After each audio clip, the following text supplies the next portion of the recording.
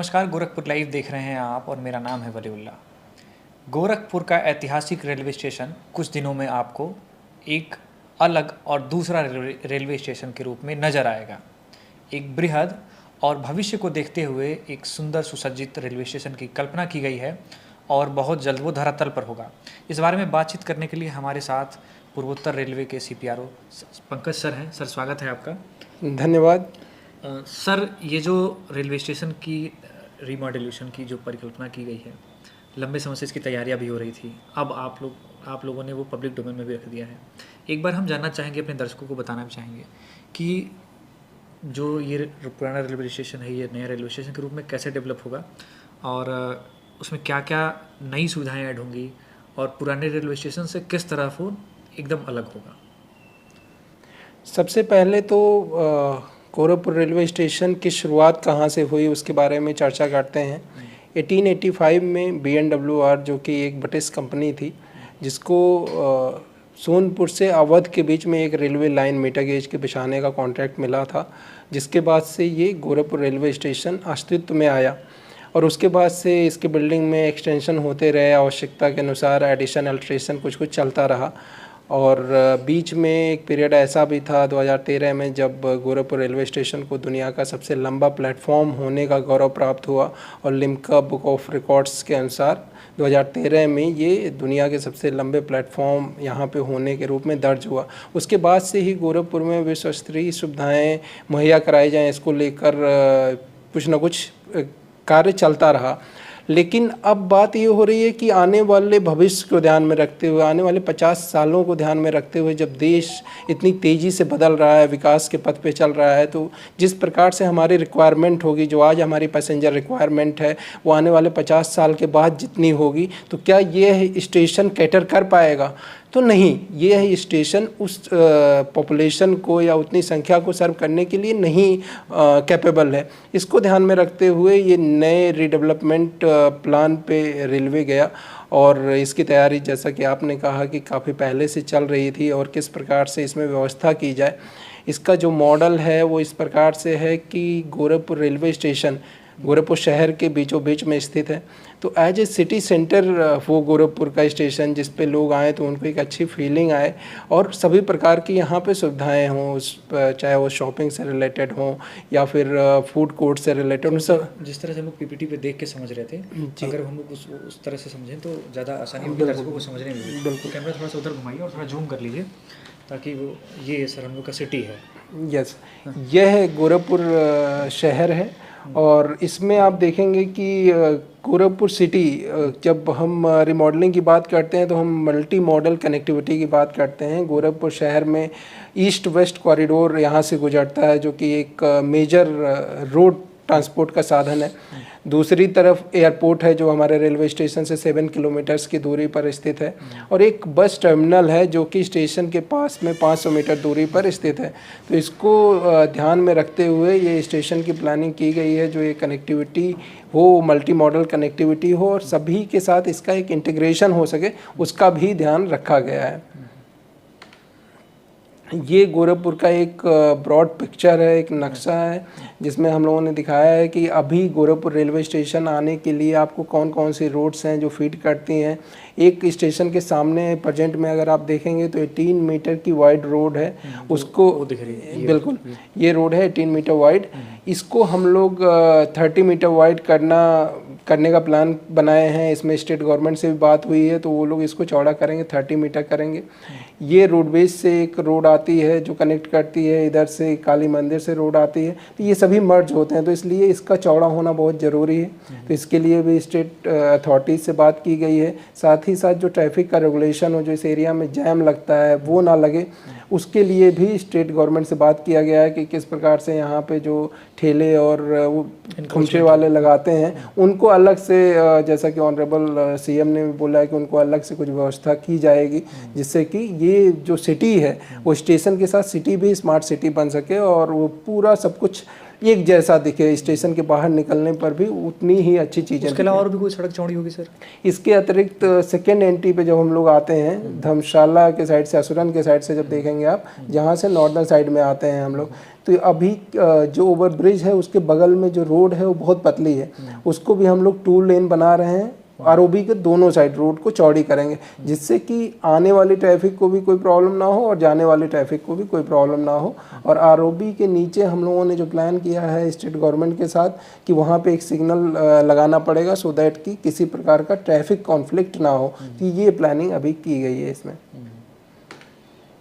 ये हमारा proposed master plan है, जिसमें आप देख रहे हैं कि अभी कई एंट्री एग्जिट थे, तो एक सिंगल एंट्री सिंगल एग्जिट पहली चीज़ ये कर दिया गया सिक्योरिटी को ध्यान में रखते हुए। यहाँ 30 मीटर वाइड एंट्री की गई है, 30 मीटर वाइड एग्जिट है और 6 लेन की रोड्स अंदर जाएगी। इसमें से 3 लेन हमारी जाएगी, ऐसे यात्री उससे जाएंगे जो सीधा यहाँ पे ट्रेन पकड़ने के लिए आ रहे हैं, वो अंदर साइड से जाएंगे और सीधा रूप प्लाजा के सामने उतरेंगे और रूप प्लाजा पे जाएंगे। फिर उनको जहाँ के लिए ट्रेन पकड़नी है वहाँ के लिए ट्रेन पकड़ सकते हैं।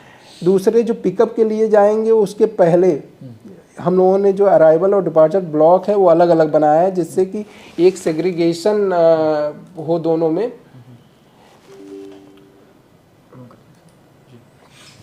में एक सेग्रीगेशन हो सके। जो यात्री आ रहे हैं वो यात्री उतरने के लिए यहाँ उतरेंगे, जो ये ब्लॉक आपको अलग से दिख रहा है। और यहाँ पे एक लंबे स्ट्रिप में कवर्ड शेड भी बनाया गया है, जो पिकअप के लिए इंतज़ार करने वाले यात्री हैं वहाँ कवर्ड शेड में इंतज़ार कर सकते हैं अपनी गाड़ियों का और यहाँ से पिकअप ले सकते हैं। अब जो व्हीकल्स आएंगी उनके लिए पार्किंग के लिए ये 16 नंबर जो ब्लॉक दिख रहा है, एक कॉमर्शियल ब्लॉक हम लोगों ने बनाया है G+3। इसमें नीचे पार्किंग की सुविधा है। ऊपर में जो प्रपोज्ड मेट्रो स्टेशन आ रहा है हमारा, उससे कनेक्टिविटी ऊपर में दी गई है। 14 नंबर है ये। यस, ये यहाँ के पास इन्होंने बताया है राज्य सरकार से, जो हम लोगों की बात हुई थी कि जो प्रपोज्ड मेट्रो स्टेशन आएगा उससे हम लोग यहाँ कहीं आ रहा है प्रपोज्ड मेट्रो स्टेशन, जो 19 नंबर दिख रहा है आपको ब्लॉक, तो यहाँ से डायरेक्ट ऊपर ही कनेक्टिविटी 16 नंबर से हो जाएगी। और ये 16 नंबर रूप प्लाजा से जुड़ा हुआ है पूरा, तो यहाँ से वो डायरेक्ट रूप प्लाजा पे यात्री पहुँच जाएंगे जो मेट्रो से आ रहे हैं, या ऐसे यात्री जो स्टेशन पे आ रहे हैं उनको मेट्रो पकड़ना होगा फ्यूचर में, तो डायरेक्टली यहाँ से होते हुए मेट्रो स्टेशन पे पहुँच जाएंगे, जैसे बड़े शहरों में आपने देखा है। दूसरी जो हमारी कनेक्टिविटी है वो रोडवेज से, यहाँ पे रोडवेज का बस टर्मिनल है। तो ज़्यादातर यात्री अभी आज के समय में जब हम लोग देखते हैं तो स्टेशन से उतर के वो या तो रोडवेज की तरफ जाते हैं या रोडवेज से स्टेशन की तरफ जाते हैं।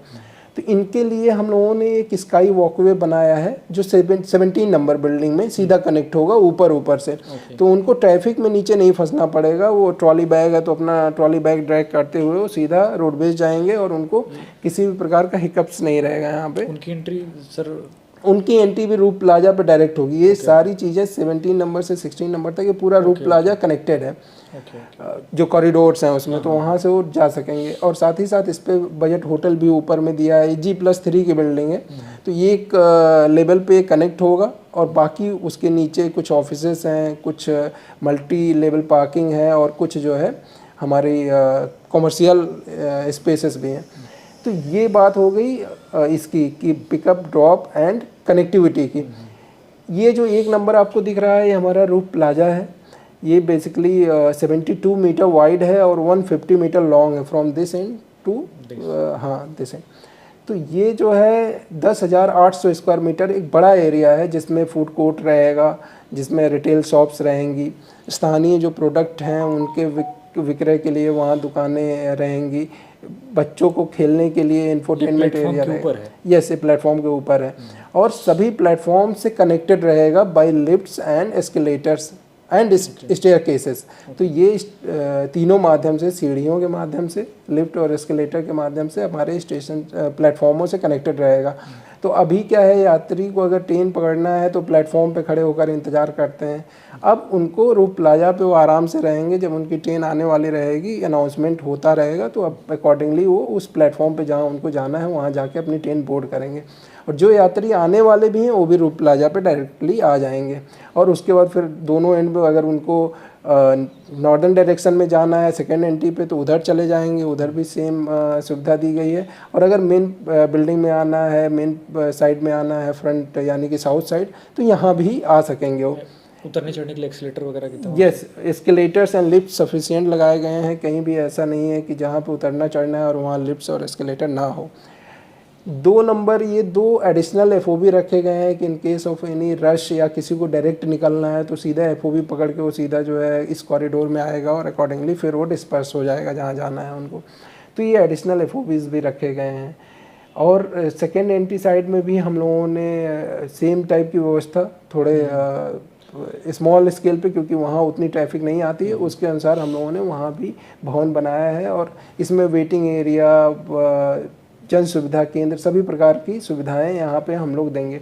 साथ ही साथ हम लोगों ने कुछ और कॉमर्शियल स्पेसेस डेवलप किए हैं जो कि फ्यूचर में डेवलप किए जाएंगे। उनके लिए जगह रिजर्व की, हाँ, जगह रिजर्व करके रखा है जहाँ शॉपिंग कॉम्प्लेक्सेस, मल्टीप्लेक्सेस, मॉल्स और ये चीज़ें आ सकेंगी, जिससे कि यात्रियों को अगल बगल ही सारी चीज़ें मुहैया हो सकें।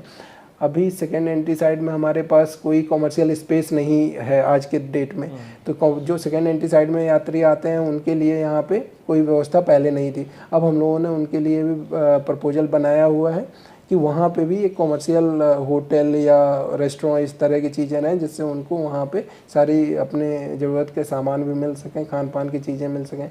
ग्रीन पैचेस का भी ध्यान रखा है हम लोगों ने, जिसको ग्रीनरी, लैंडस्केपिंग, ये सारी चीज़ें रखेंगे, जिससे ग्रीन बिल्डिंग के लिए हम लोगों ने इसमें सोलर प्लांट्स और लगाने का अरेंजमेंट किया हुआ है, जिससे इसके एनर्जी रिक्वायरमेंट की फुलफिलमेंट ये खुद ही कर ले सोलर प्लांट से। साथ ही साथ रेन वाटर हार्वेस्टिंग का भी अरेंजमेंट किया गया है, सीवेज ट्रीटमेंट प्लांट, सभी प्रकार की सॉलिड वेस्ट मैनेजमेंट, जितनी भी एनवायरनमेंट रिलेटेड चीज़ें भी हैं उनका भी इस भवन के डिज़ाइन में पूरा ध्यान रखा गया, प्रावधान किया गया है उसका। ये लुक है, ये एक लुक है, एरियल व्यू है। इसमें जो मैं आपको बता रहा था 16 और 17 नंबर ब्लॉक कमर्शियल ब्लॉक है, G+3 बिल्डिंग है, दोनों तरफ है सिमेट्री, एक ही जैसी बिल्डिंग रहेगी, दोनों तरफ रहेगी, दोनों एंड पे, जिससे एक सिमेट्रिकल मॉडल दिखेगा। जैसा मैं बता रहा था आपको कि इधर से आएंगी गाड़ियाँ जो, ये आपका मेन रोड है, तो मेन रोड 18 मीटर की जगह 30 मीटर हो जाएगा, सफिशिएंट चौड़ाई हो जाएगी। अब इससे 6 लेन जो है हमारा, ये एंट्री का जो ओपनिंग हमने छोड़ा है 30 मीटर का छोड़ा हुआ है। अब यहाँ से 3 लेन अंदर जाने के लिए, जो जिस यात्री को यहाँ से ट्रेन पकड़नी है वो अंदर वाली लेन से जाएगा और अपना वहाँ से उतरेगा और ट्रेन पकड़ लेगा। जो यात्री बाहर आ रहे हैं, जिनको शहर में जाना है, ऐसे यात्रियों के लिए देखिए ऊपर में जगह बनाई गई है आने के लिए, कि ऊपर से डायरेक्ट ऊपर से ही आ जाएंगे, ये अंदर यहाँ नहीं उतरेंगे। मतलब पहले क्या होता था, एक ही जगह यात्री जो आने वाले हैं, यस, तो ये अलग आएंगे। और ये देखिए कवर्ड शेड लगाया हुआ है, 10 मीटर वाइड एरिया में कवर्ड पेडेस्ट्रियन वॉकवे, यहाँ पे वेट करेंगे अपने पिकअप के लिए और गाड़ियाँ यहाँ से उनको पिकअप एंड ड्रॉप करेंगे। पिकअप के लिए अलग लेन है, ड्रॉप के लिए अलग लेन है। हाँ, ड्रॉप और बिल्कुल, पिकअप एंड ड्रॉप के लिए अलग अलग लेन है। और जो इधर से आएंगी गाड़ियाँ इधर से एग्जिट कर जाएंगी। और इसके लिए ट्रैफिक से जो स्टेट गवर्नमेंट है उनसे बात हुई है कि किस प्रकार से इसका ट्रैफिक मूवमेंट वो लोग ठीक करेंगे। तो हम लोग साथ में बैठ के उनके ये प्लान कर रहे हैं कि किस हिसाब से इसको किया जाए कि कम से कम कंजेशन हो और अनइंटरप्टेड ट्रैफिक यहाँ चल सके। एंड ये जो है पार्किंग एरिया, इसके नीचे पार्किंग एरिया भी है, तो पार्किंग लॉट से भी अगर किसी को कोई गाड़ी खड़ा किया तो वो भी यहाँ से आके पिक करके, अंडरग्राउंड नहीं है, मल्टी लेवल है, हाँ, ग्राउंड फ्लोर पे पार्किंग है और फर्स्ट फ्लोर पे कुछ पार्ट में दिया गया है। इसी प्रकार से इधर भी दिया गया है, तो यहाँ से भी पार्किंग से निकल के गाड़ी पिक कर सकती है, जा सकती है, सिमिलरली उधर से भी जा सकती है। और एक आउटसाइड में भी हम लोगों ने पार्किंग रखा है। ये फ्रंट एंट्री की बात है। अगर देखा जाए सेकेंड साइड में सरफेस पार्किंग हम लोगों ने किया हुआ है, क्योंकि वहाँ स्पेस बहुत ज़्यादा है सरफेस पे, तो सरफेस पार्किंग का अरेंजमेंट किया हुआ है वहाँ पर। ये भी एक व्यू है और इसमें जो चीज़ें मैंने अभी बताई कि कंजेशन फ्री हो, सेग्रीगेशन हो डिपार्चर और अराइवल पैसेंजर्स का, कंकोर्स में एडिक्वेट एरिया हो सो दैट कि ओवर क्राउडिंग ना हो, कमर्शियल डेवलपमेंट हो, integration of other modes of transport system, जितनी भी चीज़ें मैंने बताई, बस का, बिल्कुल बस एंड मेट्रो का इंटीग्रेशन इसके साथ दिखाया हुआ है। ये उसका जो है मास्टर प्लान का, वही जो अभी मैं आपको दिखा रहा था कि किस प्रकार से ट्रैफिक फ्लो होगा, वो चीज़ें इसमें अलग से दिखाई गई हैं। कि ये फीडर रोड है हमारा, जो मेन रोड है, जिसको 30 मीटर हम लोग कर रहे हैं, जिसमें सारी जनता आती है, और किस प्रकार से लोग यहाँ स्टेशन बिल्डिंग में जाएंगे और किस प्रकार से निकलेंगे। इसी प्रकार से ये इसका सेकेंड एंट्री का है। ये 12 मीटर वाइड रोड से आएंगे, तो जिनको यहाँ से यू टर्न लेके वापस जाना है वापस जा सकते हैं, अदरवाइज आगे से डिपो से रास्ता है, तो वो यहाँ से निकल सकते हैं। तो ये कंप्लीट पैकेज है ये गोरखपुर के लोगों के लिए। सरफेस पार्किंग का यहाँ अरेंजमेंट किया गया है, तो सभी चीज़ें जो है पार्क बनाए जाएंगे। इसमें सभी चीज़ों के लिए इसमें व्यवस्था किया गया है कि फ्यूचर में क्या क्या चीज़ें आएंगी कहाँ पर। और ये जैसा कि मैंने बताया था कि इसका आर्किटेक्चर की जब बात थी कि हम लोग जो बिल्डिंग बनाएं, तो जैसा कि हमारे माननीय प्रधानमंत्री जी कहते हैं कि हम आधुनिक बिल्डिंग बनाएं, मॉडर्नाइजेशन हो, बट जो हमारी पहचान है, जो हमारे रूट है, कल्चर हैं, जो संस्कृति है, उसको ना भूलें।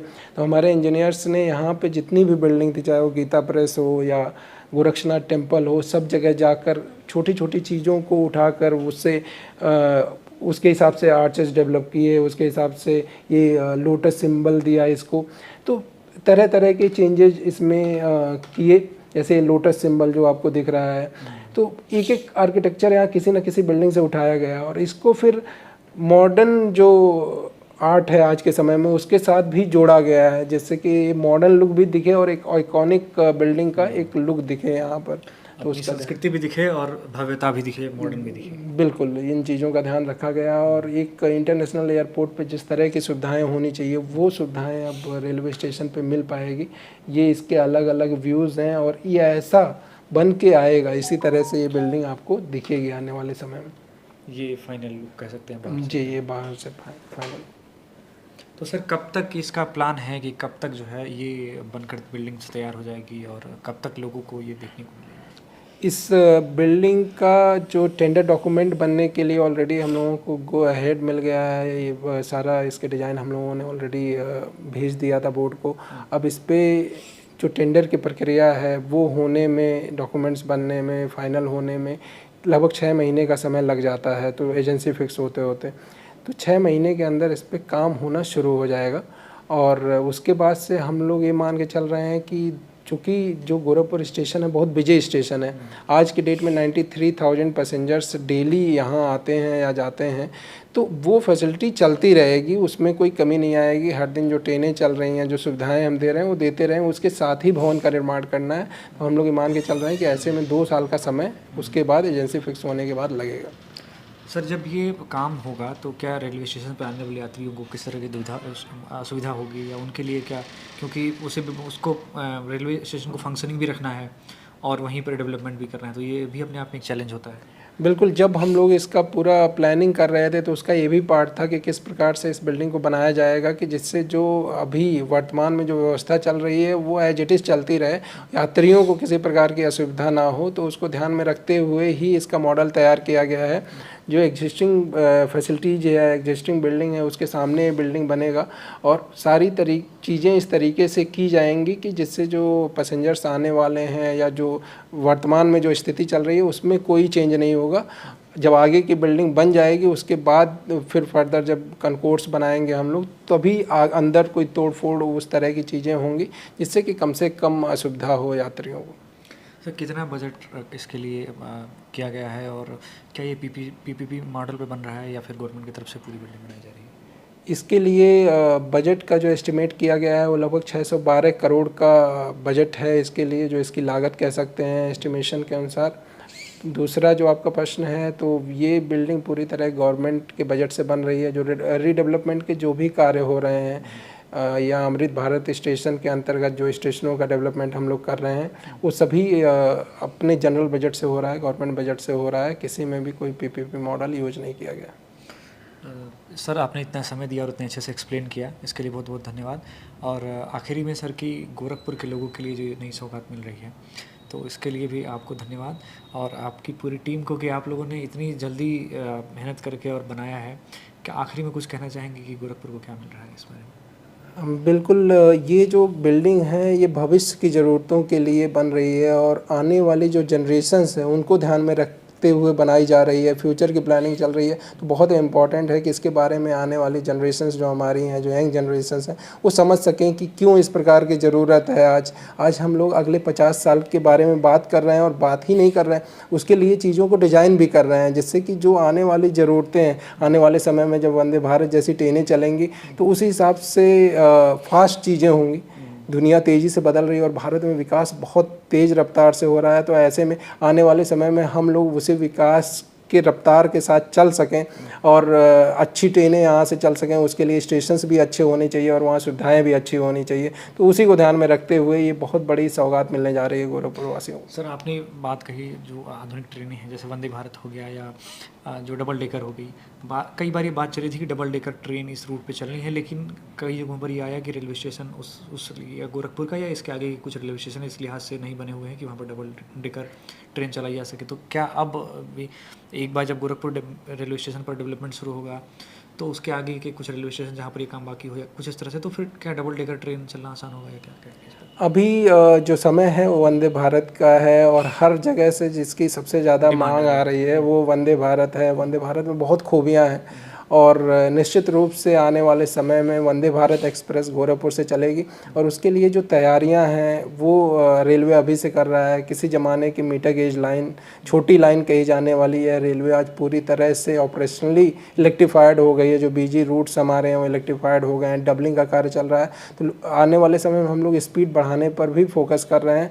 तो ये मान के चलें कि आने वाले 2 से 3 सालों में गोरखपुर और एनईआर पूरे नए स्वरूप में दिखेगा और बहुत जल्द आपको अच्छी ट्रेनें यहाँ से अच्छी ट्रेनें आने की जिसकी डिमांड है, जैसे कि वंदे भारत जैसी ट्रेनें भी चलते हुए देखने को मिलेंगी। बहुत बहुत धन्यवाद सर, आपने समय दिया। धन्यवाद, थैंक यू।